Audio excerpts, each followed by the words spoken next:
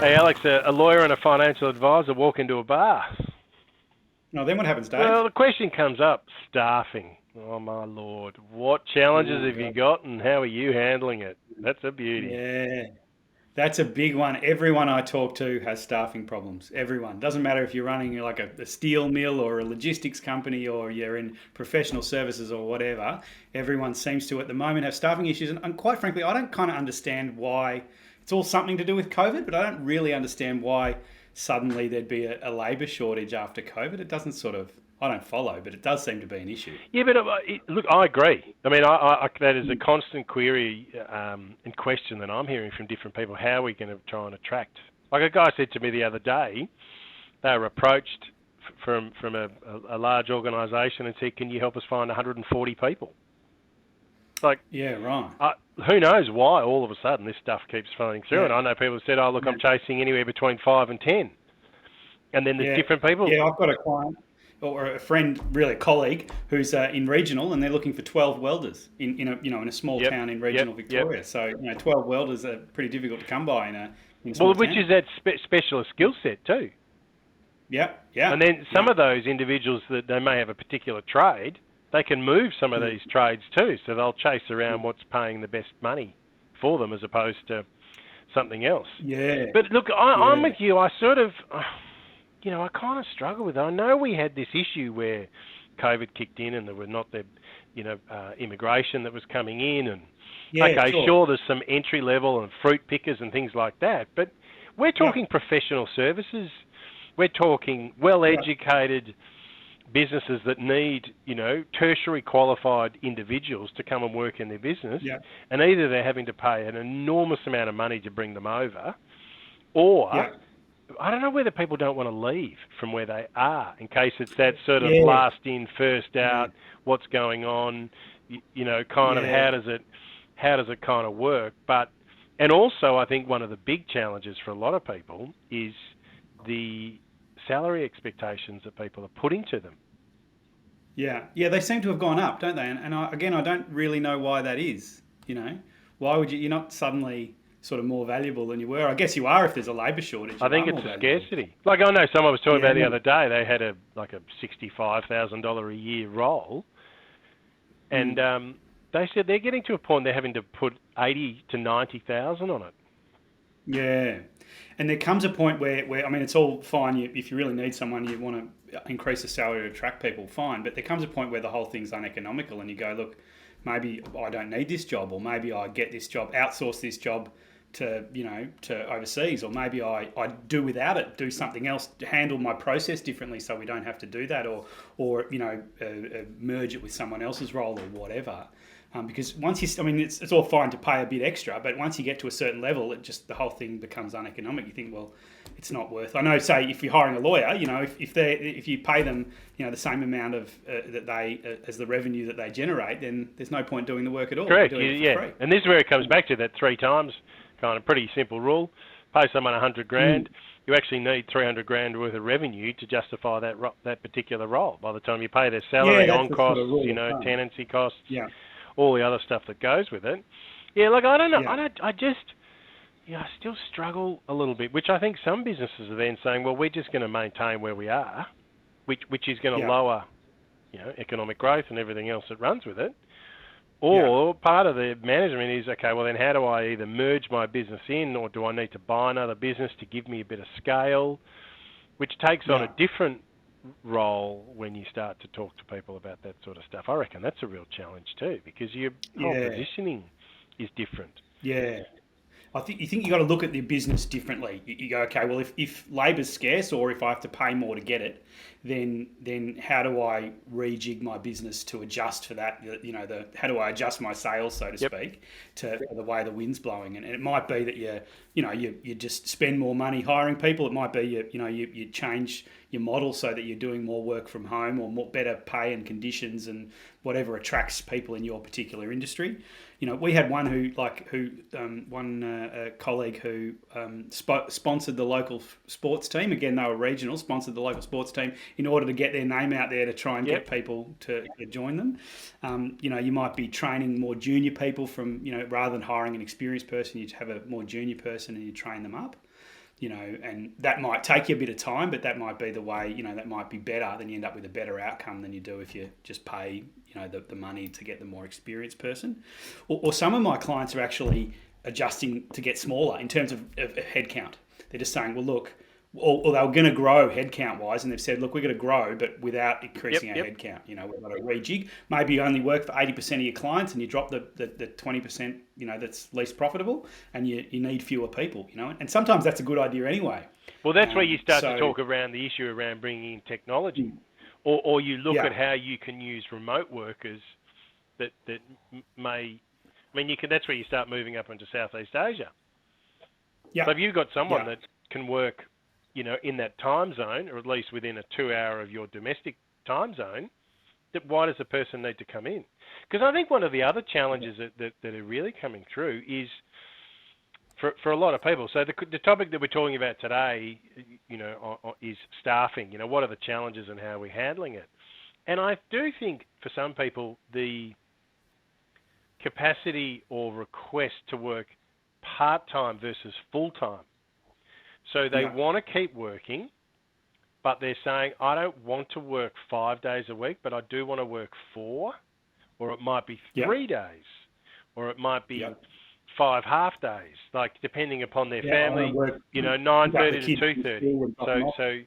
And personal experience, that's very efficient for a lot of people because they come in, they do what they need to do, and they go, and there's no mucking around. Yeah, I can tell you, someone who's got to pick the kids up from school, they get their work done in a way that somebody who doesn't just faffs around and has chats and coffees and stuff, whereas somebody's got to pick the kids up from school, head down, bum up, produce a ton of work, and then get out of there. Correct. I respect that. So I think that one of the real challenges is how do you reinvent your business to provide the work environment that supports the availability of staffing. And I don't personally, I don't see that changing dramatically for an extended period of time, that people are saying, I'm happy to work and I really like the work that I do, and I'm well educated and I know I can do it, but I only want to work 30 hours a week and not 50. Yeah. So therefore, can you fit me into your organisation to be really productive in those 4 days or 3 days a week that I work? Yeah. And still, which comes back to educating your internal staff, because again, some people go, well, they're only working part-time. Why are they, well, I only need to work. I'm like, no, but you want to work full-time and I'm paying you full-time. Yeah. Yeah, and I mean, it might have an impact on your customers or your clients or whatever, or your suppliers, in that person's not around on the Wednesdays. And I know I find it frustrating. I mean, I'm not against working part-time. I support that if that's what you need in your life. But I find it frustrating when you get the email from someone who says, they're only on, like you call them on Thursday afternoon and you miss them, and they're not on Friday and they're not in Monday, and so then they call you on Tuesday and they you're at a meeting, and then they're not in on the Wednesday, and or in fact I have it often when we call Queensland, and I'm not trying to slag off Queenslanders, but you call Queensland at 4:00 and they're finished for the day. Now come on, you got to be careful there. The surfboard's on the car and they're ready to go. Yeah, at least they're on the same time zone as us now. Yeah, but the part-time does create challenges. That you've got to have enough. And I know we have it as a small business that when you're very small, to put on another full-time person is a big deal. And if you miss, if somebody's not around on a Wednesday, then that makes it means someone else has got to do their job, and then they're moving. You're moving things around, and it can create all sorts. But one of the real challenges also is that people have this immediacy. So I've got an email, I can ping it to you, and then they ping it to you, and then they ring you and go, "Did you get my email?" I'm like, "Well, yes, but I'm doing something else." And so all of a sudden, it's also the receiver of the information that they're asking for an answer to something, but you've almost got to educate the customer that says, "Yes, but a response may take 24, 72 hours. Yeah. Don't just send it and expect that we're going to bounce it back in 12 hours. It doesn't, unless your business is set up that way.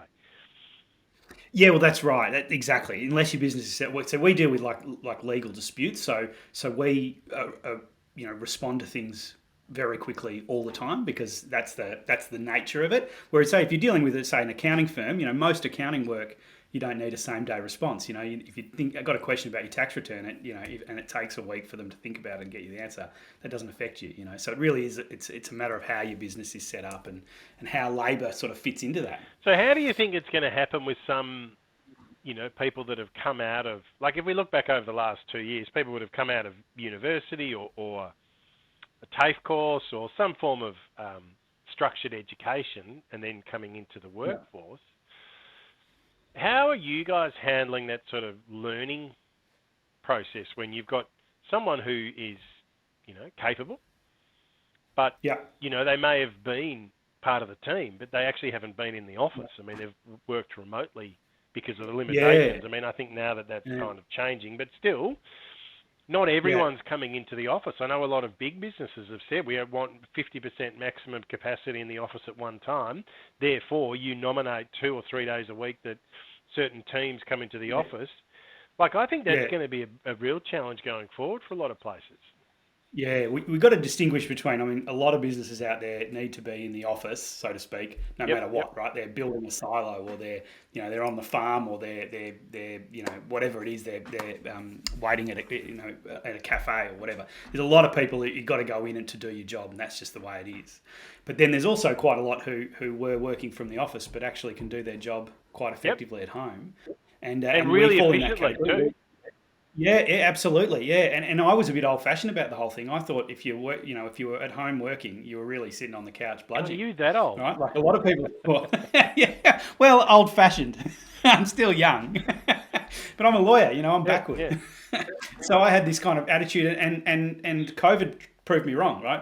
Everyone worked from home because they had to, and everyone was as productive as ever. If anything, more productive because there was less sort of office chit-chat and people were just getting their work done. So when we reopened our office, everyone wanted to continue working from home. They like working from home, so we allowed it. And I think that goes into the staffing issue. But then, in your situation, then are you asking people to come in on certain days of the week? No. So we do have face-to-face meetings, which we organise ahead of time and so on. But we don't require people because no one wanted to come in really at all. And so I could have said, look, everyone has to come in, Wednesdays and Fridays or whatever.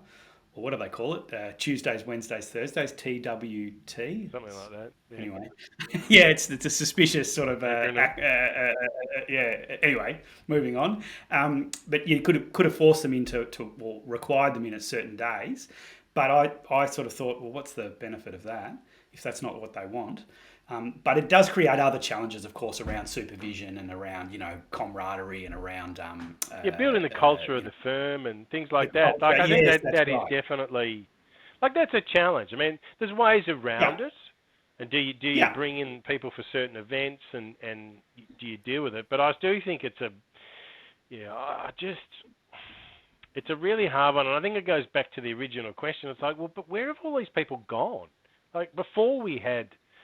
people available to take stuff. I just don't believe it's all overseas immigration that caused the problem. I can't sort of follow. Maybe people just don't want to leave their jobs because the world's a scary, uncertain place at the moment, and so they're just holding on. But it does seem like there's a kind of and it might be also, it's one of those self-fulfilling prophecies that everyone starts talking about it and then suddenly no one can find anyone and everyone's freaking out. But there does seem to be a few job ads around and people struggle to fill them. And certainly in the kind of, I found in that kind of more manufacturing, logistics and all of that, people are really struggling to find just, and hospitality and all that sort of stuff. But to some extent in professional services as well, people are struggling to find qualified people. But what I found interesting from talking to someone the other day, you go back 2 or 3 years where people were talking about robotics and how do we put equipment in certain areas that may then replace. And that's probably gone on for a while in certain industrial areas. You might have had 10 people walking around a factory picking and packing and sweeping the floor. Now it's 2. Purely because everything's automated and you can get vacuum cleaners and all that sort of stuff. And this is where a few organisations are now saying, how quickly can I get some of those robotics into the business Whereas previously Yeah. they say you can't, we don't want you to do that. The union or employer groups may have said that's not a great way because we're replacing bodies. Now there's a real Yeah. push towards no, we want to get some robotics in there because one, we just can't get staff because Yeah. we just the bodies are not available, and two, it means that we can Yeah. function more cost effectively because we've set up an infrastructure that means that we can operate Yeah. 24/7. Yeah. But there has Yeah. Well, social and the other implications. side of that, yeah, the other side of that, I think, is outsourcing, like overseas. As you sort of the Southeast Yep. Asia Yep. solution, so to speak. That some of my clients have an outsourced team in Australia, and another outsourced team overseas Yep. somewhere. In there's various places that they have them, and they do different things depending on the skills that are required. And that's replacing to some. Maybe they would have had 60 staff. They've got 60 staff in normal staff in their office in Australia, and they would have needed another 10 or 20, but they've outsourced that. So instead of having 70, they now have 60 and an Yep. outsourcing Yep. or whatever it is. Or each, because they might only be able to do a narrow range of functions, but those functions might be very labour intensive or whatever it is.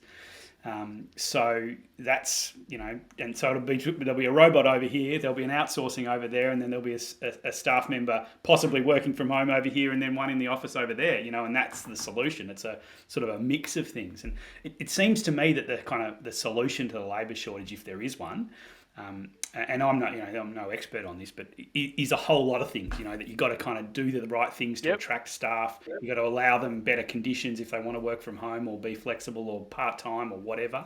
You've got to, train up junior people when maybe you would have hired senior people or whatever. So support, training and education and all that. You've got to possibly get smaller or readjust. You've got to do a little bit of all those things depending on your business and what industry you're in order to adjust to the reality that staff are a bit harder to find. And it's probably also a matter of just with it, because this won't last forever, right? There'll be these things go up and down, and I presume there'll be a oversupply of labour at some point. Yeah, but I also think that part of it, this will be an element of normalisation in this of flexibility with work. I know, you kind of go back to the days that the mobile phone first came out, and then it was, the internet was brought in, and then there was Blackberries, and then there was, so all of a sudden, I don't need to be in the office the whole time, but I think there's been this real push. But it also challenges a lot of people to kind of sit back and question the way that their business is functioning. Just because it was done that way in the past, does that mean it's appropriate coming forward? And so therefore, how do I need to reorganise the way, one, we engage with staff, customers, how we deliver the work, how we present it, how does it look, what's the infrastructure around your remote access, like what are the constraints that you may need? You may not have as high tenancy costs for an office or a factory, but you may have some other costs that gets transferred over to technology. And then how does that, like there's, I think it's a really exciting kind of area to kind of, I don't know, keep challenging yourself about how can we continue to grow our business whilst utilising remote resources and still deliver a really good, client experience as such. Yeah. Well, I mean, and COVID and, the challenges of COVID really forced us all. It certainly forced us to modernise and to do things we probably should have done anyway, but we were too narrow-minded or short-sighted to do it. We go to court all the time, and courts was all conducted remotely, and we now have hearings, continuing to have hearings, some hearings remote, where you just log in and talk to the judge online, which we should have done years ago. Yeah, right? like it's not all bad news around what's happened. This is where it's interesting, because some go, oh, but I want to go back to what it was. I'm like, really? I like some of the new stuff. That's right. I mean, you don't want to be sitting in your basement all day long in the dark, online, growing big eyes and going pale. Well, I don't know what you do with your day at home, Alex, but maybe that's a different, it's time for a bit of therapy for you. Yeah. With those online, what are they called? The virtual goggles, and there you are. That sort of thing. So you don't want to do that, but there's elements of that make life more efficient and more, more inclusive and more. I mean, we can hire a lawyer now, right? Because we work from home largely. We can hire a lawyer who lives in Queensland. We couldn't do that before. We could, people can. I could work, work for a morning, while I'm overseas or Yep. whatever. You can do things that you just couldn't. We had a staff member who was, on the tractor in the afternoon at their farm, and then, or in the morning, though, I think they were doing their court stuff, and then they were on the tractor in the afternoon out in Tasmania or whatever. And it just couldn't have been done. You couldn't have, you would have had to fly to Melbourne and appear and then fly back and all that. So all of those are good things, and they all allow flexible, better lifestyles Well, for it's the everyone. They acceptance still factor that generate it's income. okay to do Yeah. that. Yeah. And that goes to me too. If she'd said previously, can I work from the farm in Tasmania for 3 months because it suits me, I would have said no. You're such Good an old old Alex would have bloody, said, you're "Uh-uh." an old-fashioned, stubborn old bastard, aren't you? Yeah. Well, I mean, the office is the office. That's where you do your job. That was really just narrow-minded, Yep, right? yep. There's no actual practical. Practically, it's we've all got the software. It's Yeah, been yeah, around yeah, forever, yeah, and it's yeah, not that yeah, hard. yeah. Now that obviously goes for office workers, right? And that's not all the workforce, but certainly for some people, it's a big part of it. So have you maintained the same footprint in your office in the city? No, so previously we were in Fitzroy, so we had a permanent office in Yep. Fitzroy, and we actually closed that and moved into a smaller office in the Yep. city in Collins Street, which we use less, so it's smaller, and they've got there's a serviced office part of it where you've got meeting rooms, and in fact we've got better meeting rooms than we've Yep, ever yep. had, right? We just don't, they're just not exclusively ours, but they're sitting there empty most of the time Yep. anyway, so we don't so we've got a really big boardroom and a small one and all that, which we didn't have before, so we've got better facilities. And that's why we moved into the city, because it's if someone wants to meet us in the city. But in fact, they've got reciprocal arrangements. So I can meet someone in the office in Chadstone. You can meet someone in the office Yep. in Richmond. You Yep. can meet, we can go up to Sydney and meet people. It's a better arrangement now than it Yep. ever was. And we've always gone and met clients at their site. Yep. They like to see us at their facility, go and look at their factory or go and look at their warehouse or whatever, rather than sit in the sterile lawyer's office. Yep. You know what I mean? So all of that's positives, Well, we're the there's obviously same. I mean, challenge- I probably wouldn't. I mean, we've looked previously at, taking on. We just sublet space from an accountancy firm, Yeah. and it works. But I mean, ideally, I'd love to have our own space. But really, if we're only in the office 2 to 3 days a week, it's an Yeah. expensive piece of luxury to have. That Yeah, and there's a lot of stuffing around. When the air conditioner breaks, yeah. you've got to get the air conditioner guy in, and then you've got to talk to the landlord, and you've got to, and then there might be shared facilities that are, that are grubby, and then you're cranky at someone about all that. It's all just a headache that is not necessary. You don't necessarily need. I mean, our clients love that we go and see them. Yeah. Right? So They don't want to come to us. They want to, they want to show us their trucks or their machinery or their whatever it is that they do. And so, that's, and the team are happy. That said, I think, if a lot of teams, people want to get out of the house and they want to go to the office. So if you want to do that, then you've got to provide the right facility. So, and that goes into the issue which we're talking about, which is, how do you deal with staffing? You need to create the kind of an attractive place to work. And some people want a fancy Collins Street office to work in. Some people want something close to their house. Some people want, to work from home. Some people want a hybrid, and so, and the reality, of course, is a workforce, they're not unified, so they don't all want the same thing. I know, so and this is the real challenge, because you can have someone who's younger that's living, they're not in a family environment. Yeah. I am. I've got kids around the house, my wife, so I've always got people floating around. But if you're a younger, maybe single, you may be in a shared house, but you may not be. It may not be conducive to you doing that, but going to work sometimes was the social aspect. That is just that's so right. important for people to. Yeah. Otherwise, I've heard of stories of people over this COVID period that, they just didn't cross paths with people. They would wake up in the morning, they'd work in their room because they were in a shared house, and therefore they couldn't be out in the kitchen because other people were all of these challenges. So it's, as a business owner, it becomes really hard to try and get that balance between the two, which then, does that just add to the costs of running your business, or does it remove some costs? And I don't know. I think part of the costs have been redispersed into different areas, as opposed to you've lowered your cost of operation. There may be some savings here and there, but probably less travel and those sorts of things. But I think that's been redeployed. Again, I think a lot of funding has just been redeployed elsewhere. Yeah, So, yeah. I mean, for a lot of people, you really need two offices now. You need the yeah, home office, which so you got a chair and a desk and a computer and all that, and then you got your work office, and you're there. You both of them are empty half yep, the time, which that's sort of inefficient in its way, in a yep. way. Although you're spending less time on the tram or the train or in the car, and you're polluting the world less and all of that. I mean, that's got to be a good thing in a lot of So we ways. won't go down the path of what happens when you've got the home office and you're providing the equipment, the chairs and back injuries, and that's a whole different realm. Yeah, That's a that's a whole whole lot different different discussion, level that headache. one. Yeah.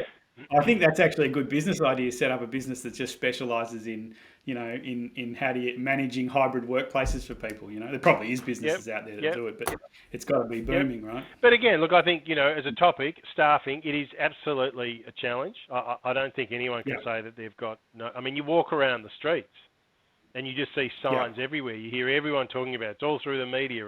I mean, it's, domestically, we're in a national political election coming up 21 May, and you kind of look, there's yeah, so much stuff around, we're going to be, producing more jobs and making people available to work. Like that's, I don't think that's yeah, going to go from anyone. So yeah. just to kind of wrap up for today, any sort of final thoughts on how you may be dealing with some of your Yeah, challenges? I'd say, well, you're not alone. Like everyone is having staffing issues, and that's difficult. But I'd say overall, you've got to do. There's a whole bunch of little things you can do that you can make your workplace more attractive. You can outsource, you can train, you can readjust the size of your business or the way you operate, so you're not so reliant on staff. You can whatever it is. I think you've got to look at all of those things as potential solutions and just adjust the Yep, business to deal with the higher labour costs and the shortage yep, of labour as best you yep. can.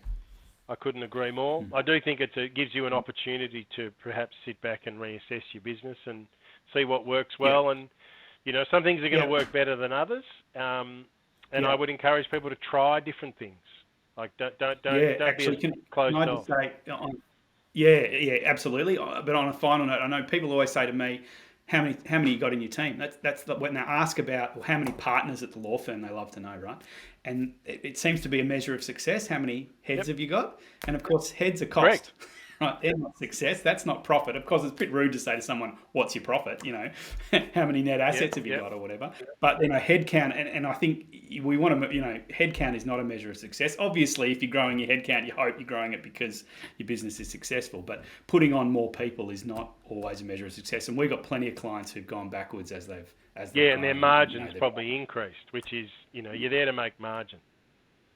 Yeah, yeah, yeah. So that hiring more people isn't always a win. Now, obviously, if you need them, you need them, and if you can't outsource or whatever, Yep. then so be it. But I'd be, now's probably the time. If you can avoid it, don't hire at Yeah, all. but again, Yeah, assess, look at some options, work with your yeah, existing team to see how their flexibility might work. That then, yeah, which can be a reallocation of responsibilities to different people, to kind of assess and see what opportunities might come out of that, rather than just adding in another headcount for the hell of it. All yeah. right. Well, once again, Alex, the wisdom coming from you is unbelievable.